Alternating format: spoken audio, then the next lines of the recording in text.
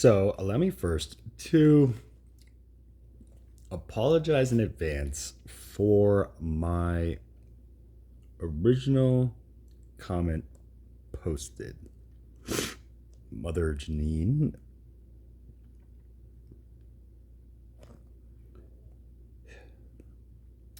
I hope that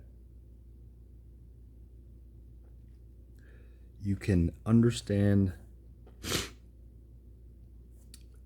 that I realize I feel like I, at 40 years old, am at this like threshold where I can just like hop on either side of like maybe the millennial generation or closer to the side of my elders.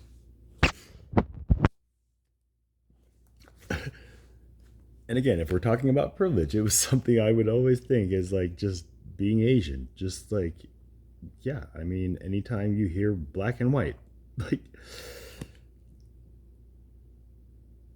yeah, yellow. It doesn't have anything to do with it, right? Like, it's just, but I don't know. I just feel like it was just a privilege to be able to just like be able to just kind of do the same thing. You know, Caucasian, Asian. I always said, like, come on.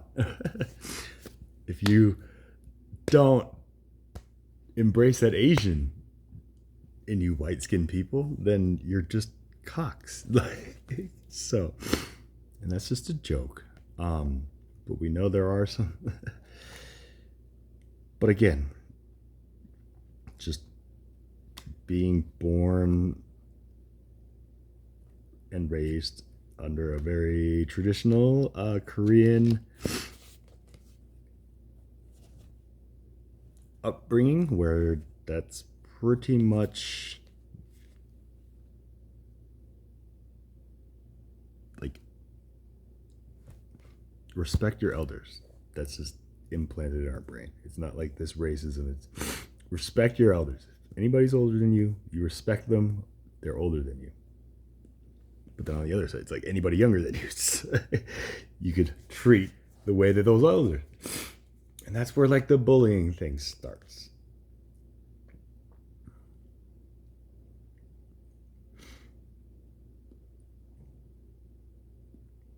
And I've been bullied. I had a bully in elementary school. We had a bully, and I got called out.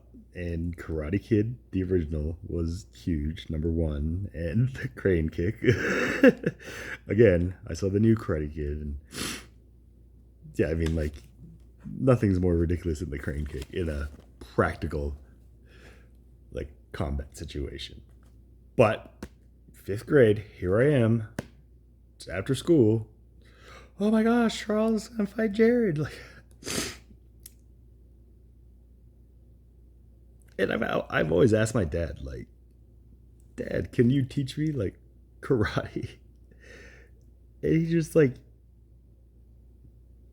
taught me essentially like what Bruce Lee would call a style of fighting without fighting.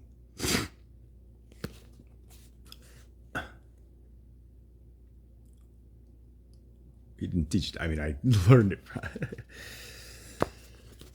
Either way, no matter how hard or like just irrational or just ungodly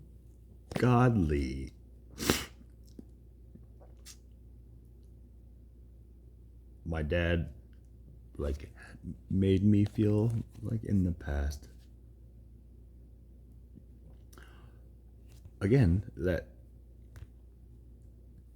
initial just this is just instinct. Just, I mean, he came here at 19 years old, no money, didn't speak any English, just had love in his heart. And then like that love led to me. And so yeah, I mean, I'm just like, come on. Like, that's a huge like, safety net, Dad. Do you have to keep pushing it? But again, it's like that saying, you can't teach a new or an old dog new tricks. I refuse to believe that. But I think that it holds true if that dog accepts that they are just old and this is all they will ever know. And this is the only way that they can be. And we, as the younger generations, the children and the children's children, to our elders, like I said, we should be able to just suck that one up and be like, okay, we'll give you that privilege. Just the age privilege, senior privilege. And again, I mean, me applying that to my relationships when I met my American friends' parents, like it played like totally in my favor. Like not only because I was already like the honor roll student, like hanging out with these like C student skater kids, but I loved rollerblading and my friends were like skateboarders. I didn't really like skateboarders, but I loved my friends. But you know, like I just remember like just my best friends from high school, like just meeting their parents for the first time. They're like, "Wait a second, you're that Charles Pang, like in the high school handout that just has like your name is like always on the honor roll list. Like this is you. Like what are you doing with my son?" I was like, we're like friends. They were just so shocked that somebody like me would be friends with their kid. And I was just like, which I've gotten that before, but not like in a like an admiration. It was like the what? And granted, like before this, like going on with my parents, it's like, what were you doing? Like, I was rollerblading. It's like, what did I tell you? Like, it's all about studying. You gotta study. It's just like, it was just like night and day. So, like, yeah. I mean, granted, that really made it hard for me to just like, why can't you be like by American parents? Because that's what they were like. They took me in like their kid. They were like, no way your parents treat you like or think like that. Like that kid.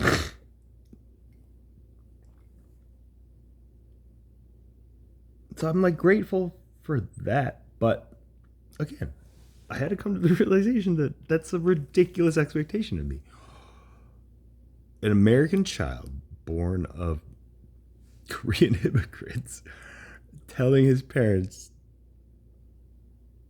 to be like these parents who are American when my dad told me that the one thing that I am that he'll never be is an American, like yeah, I get that's like just a huge offense, you know, and like I gotta make a note to apologize for that.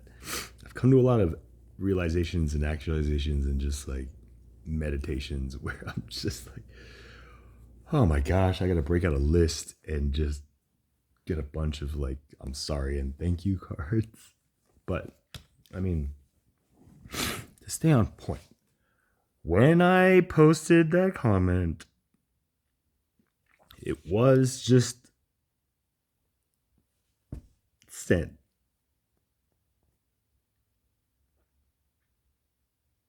Out of like just more emotional thinking. I don't regret it. I mean, I reread the comment and it's just, I had to watch your opening statement in like so many different sensory ways just to be able to get to this point where I'm just like, okay.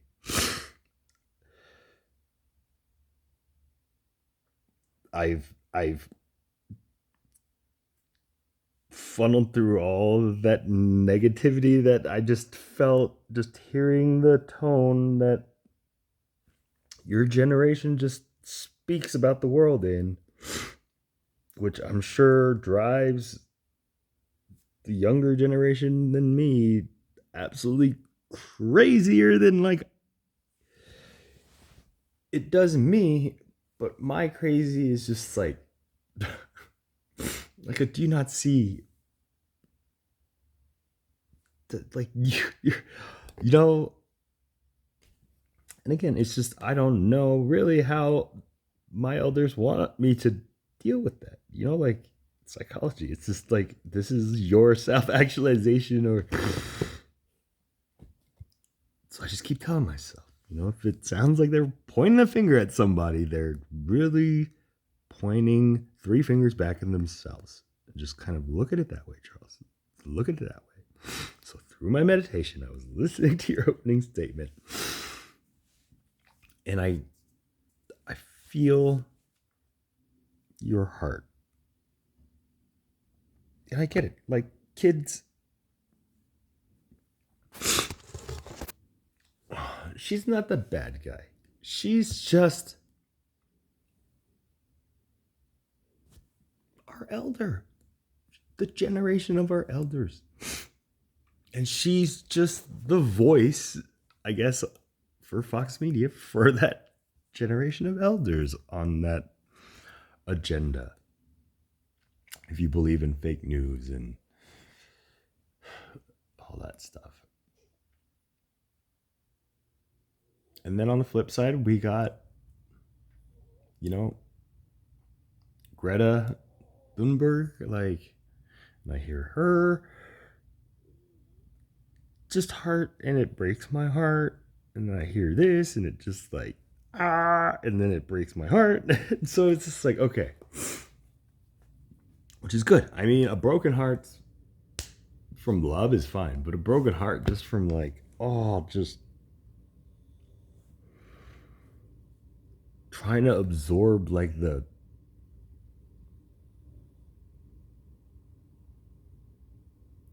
loving pain that it like must feel.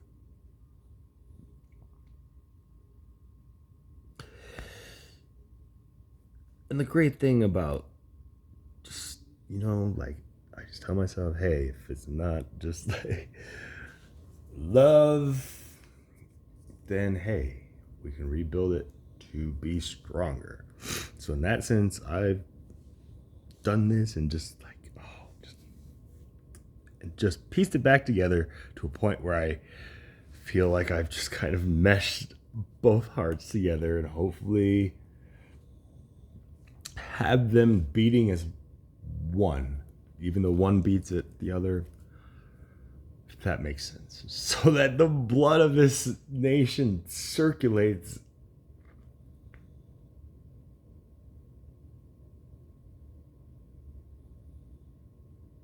The way it needs to circulate, like the energy. And so, like, if I could just be the translator through this open statement. Look, like, if you think like what she's saying is just like this is the Democrats' fault, and that's your belief. But come on, our declaration clearly says that when in the course of human events, it becomes necessary for one people to dissolve the political bands which have connected them to another and assume like it's just going back to that. And that's the brilliance of like those elders. So like again, it's all relative. It's all relative.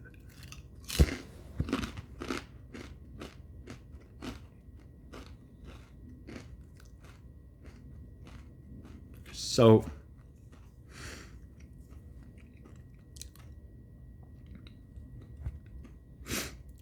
from my perspective, this guy just making these videos, calling himself chaplain to the people, kind of lashing out weird not so chaplain-like comment to a judge figure. It's just,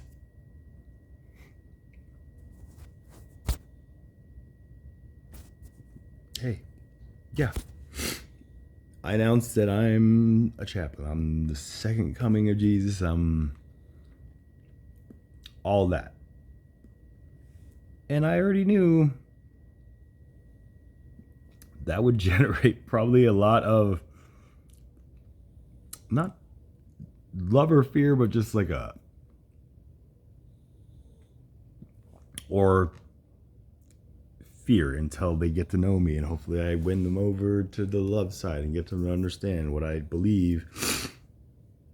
You know, like the pledge I recited every day since I was in elementary school till like high school was just embedded in me, like respect your elders. And then I pledge my allegiance to this flag under one God, which God says in this book is, you know, if you know love, then you know God, because God is love. Like, I'm not going to tell you what scripture. So on that principle, when I look at money and I see the word God, I don't see God. I just see love is, or love, in love we trust.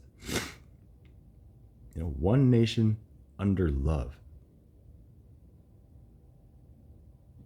And it's really like changed my life when I started doing it. I've been doing it for like 5 years now. And it just really helped me focus on the feeling that I would feel from the words people would say to me, especially about talking about God. And I'm just like, I don't feel any love or anything. I just have no feeling from what you just said about God. And that like scares me a lot of times. And I try to help guide those people into just getting the message on how to get to that point. You know, I'm not the guy who like, if I know a magic trick, you know, like I will let people know. Granted, I'll kind of just play around with it. I mean, this is what I've done, you know, but there's certain people who like can use magic for good, and other people who just use magic for other than good. Let's just say that.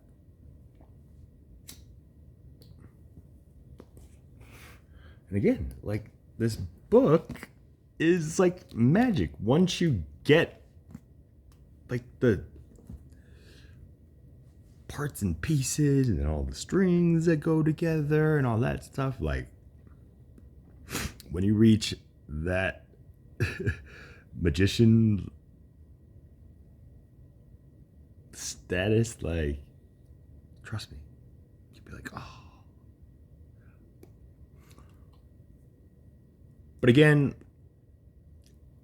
when it comes to trust, you elders just gotta kind of understand, like, I understand that you guys just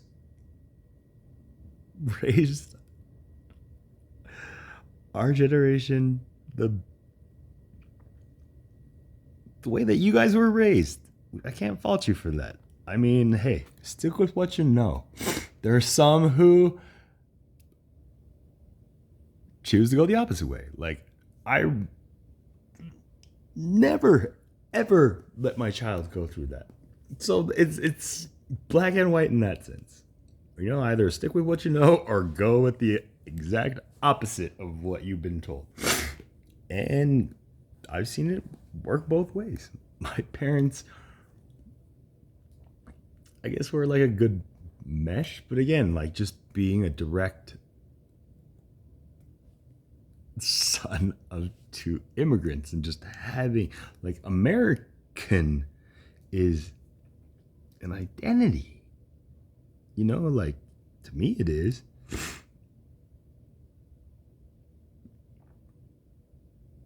it's not like a skin color. It's like at what point are we gonna become Native Americans?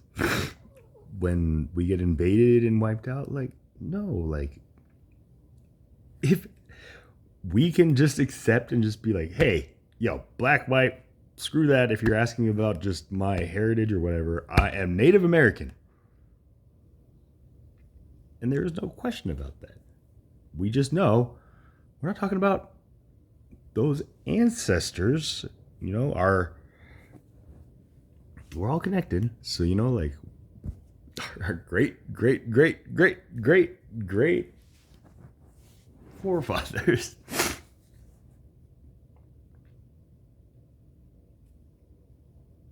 They are the originals.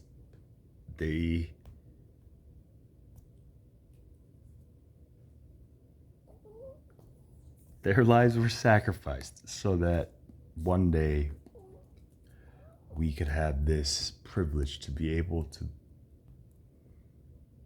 take on that identity. Native American. What do we know about Native Americans? I mean, they were a tribe of people, maybe savages considered to some, but hey,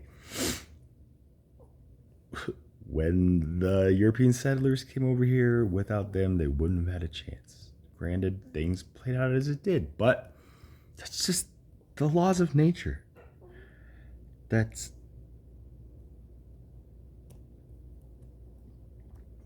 essentially survival of the fittest, as inhumane or cruel as that sounds. It's just, look, like, yeah, it was a horrible thing, but we can start just like glazing it with the like the silver lining, right? Like, there's always a silver lining.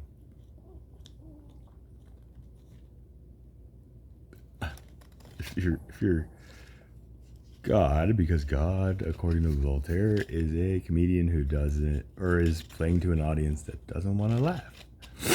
But it can be laughed at with timing. And that's the thing. The timing of this whole thing, this opening statement, and it colliding with just my little thing of my mock trial. I don't know. Again, my narcissist. But again, to the Americans listening to this and just still feeling not the love, or feeling like too much love for this, like, please let me just speak on behalf of this portion of my elders, which is just like, yeah, the obvious Republican value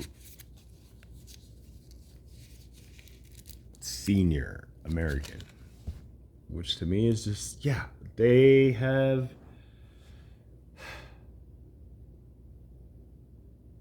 no filter when it comes to just like calling people dirtbags and like, oh, human trash. It's just like, oh my gosh, did you just say that in front of these people? Like, not in but just like a judge, just hearing this. I'm a mother and I'm a prosecutor. Why is this happening?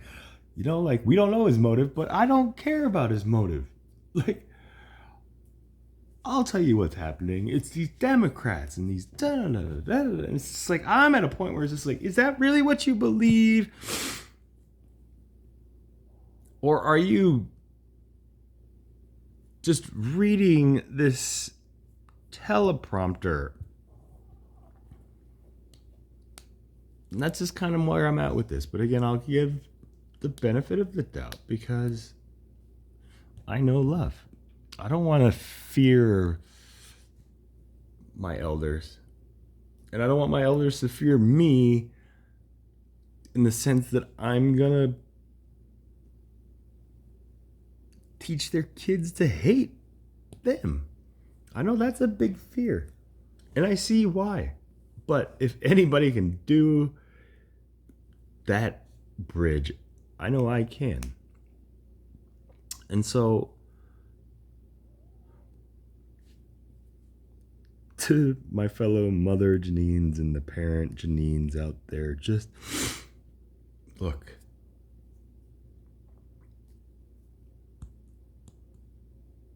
If this is how you're just kind of realizing it for yourself, then there's a place to do it, and that's in your home. It's really hard for me to kind of put out this fire that this kind of opening statement will cause the blood of our nation to circulate. So I hope that this video just kind of reaches that point before it just simmers up.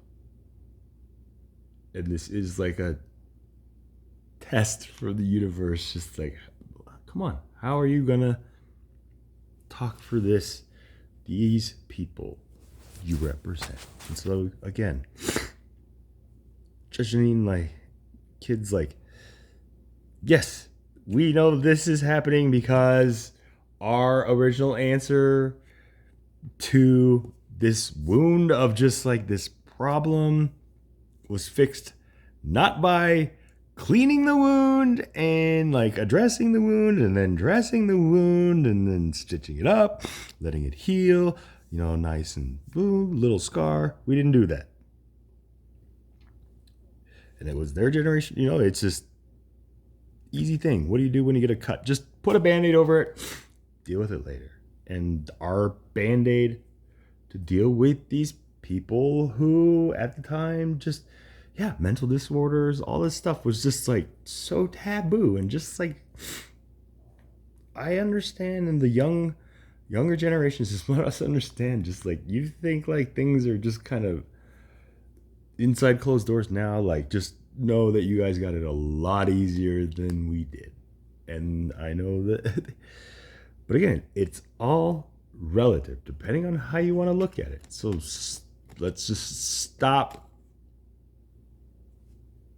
pointing fingers and just admitting guilt, our own guilt by pointing fingers, or making ourselves look guilty by pointing fingers.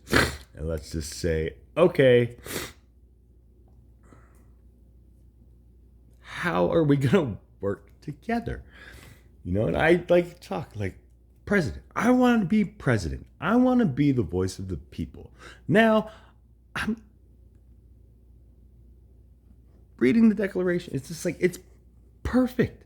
We just need to, as a people, all people, politicians, everybody, Americans, just put away your title, come to the table as Americans. One people, no political bands, Americans. Make it a thought experiment. Hypnotize yourself into doing that. How are we going to come together and just like say sorry? The younger generation doesn't have to say sorry, but you guys don't have to be such pricks about it, if that makes sense, Like, don't be a sore winner. Just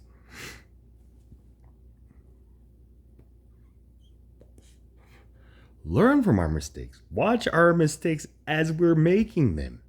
Call us out on our mistakes. But do it in, 90% chance it's going to be done out of emotion. But after that, like, try to get to this point that I'm trying to do with this video. Just, okay, I've sorted through that emotion. Here is my clear thinking about what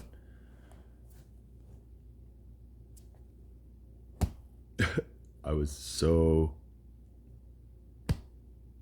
emotional by. That's all we can do as human beings. Just, we all have emotion. We can act out of that, but we have the gift of more. We can take that and do something with it, do something good. So again, I hope this is an example of just like, hey, this is an experiment of mine. So I hope it plans out, and just know that, yes, I know, but the answer is not calling them dirtbags or Democrats or a prosecutor. I don't know what your beef with that guy is, but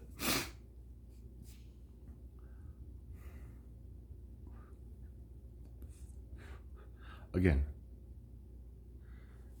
I don't want you, my elders, to think that I would ever try to lead the youth of our nation down a path that does not value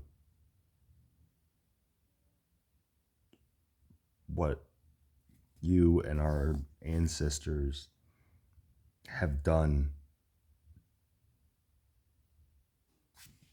to keep this country at least a country for this long, for us to even have this chance to fix it. So for that, I thank you for that. But if you guys could just kind of let this younger generation try to just figure some stuff out for ourselves and just kind of use you guys as like a reference. Like, did you guys try this ever in your time? Or have you ever heard grandma, grandpa, great grand? Like, if we could do that, I feel that this country would be heading in the path where America has justice, has Christmas and parades and all that stuff, and has compassion for the victims who found themselves victims to the system.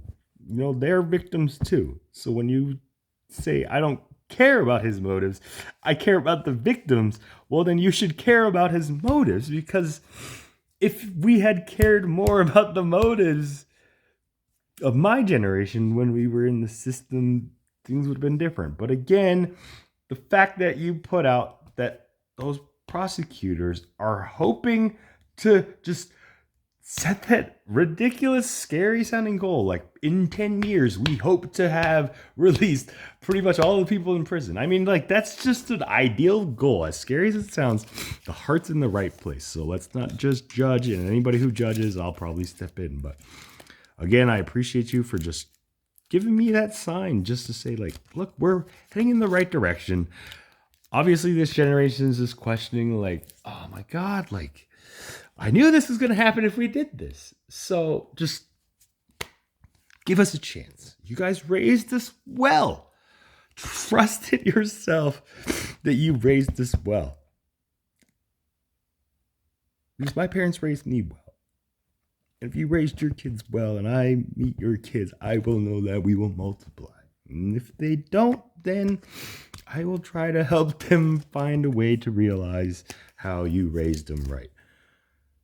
I'm just trying to put it all in a light, not any darkness or anything like that. So I guess I'll just put it at that and see how people comment or like or dislike or whatever, and I'll go from there.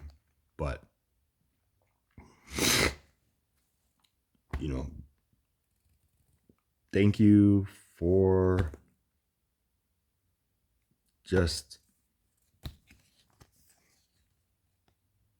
always trying to look out for us. But like I said,